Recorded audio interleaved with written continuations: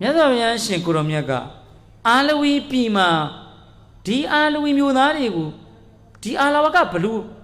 စားနေတောက်ကြားလာပြီမကဲဘူးဖေဟာအဲ့တော့အာလဝီဘုရင်ရဲ့ကလေးလေးမွေးတော့မှဘုရင်သားမွေးတော့နေမှာမြတ်စွာဘုရားကြွလာပြီးတော့အဲ့ဒီကလေးလေးကိုကဲတယ် This is not fair and fair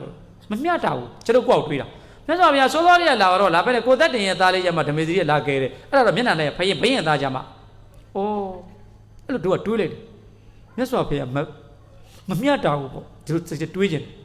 ခေါင်းနေပူတာအမလေးကာမဝိပါကောအစိန်နေရောဟိုလူတွေအများကြီးသေတော့မလာဘူးလေဒီဘုရင်သားလေးကြမှာလာတယ်အဲ့ကြောင့်ကြည့်တော့မှဒီဘုရင်သားလေးကအာလောကဘုလို့တဲ့ကိုခလေးထဲတဲ့ခါမှာမစားရဘူးတုံသွားတယ်ပါရမီရှိတာဟုတ်အနာဂံလောင်းကျန်တဲ့ကောင်တွေကတစ္ဆာမသိဘူးတရားမသိဘူးသေမဲ့အကုသိုလ်ရဲ့အရှိန်လေးကုန်ပြီးကုသိုလ်တွေနည်းနည်းဖြစ်တဲ့ပုဂ္ဂိုလ်ဘလူးကုံစားတာအာရန်လူတိုင်းကုံကဲမရဘူးဟဲ့ကဲမရဘူးဘုရားရှင်အဲ့ဒီလူတွေအကုန်လုံးမကဲဘူးအာလောကဒီဘလူးရှိရဒီဟထလောကအာလူဘုရင်ရဲ့သားလေးကြာမှာမြတ်စွာဘုရားထွက်လာလို့လား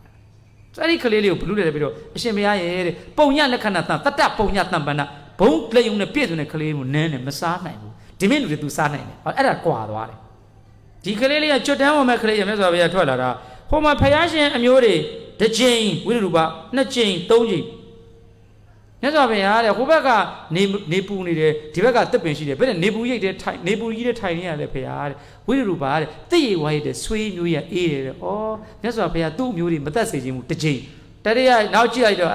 ကဲမရအောင်ရော့သွားလိုက်တော့ပဲမရဘူး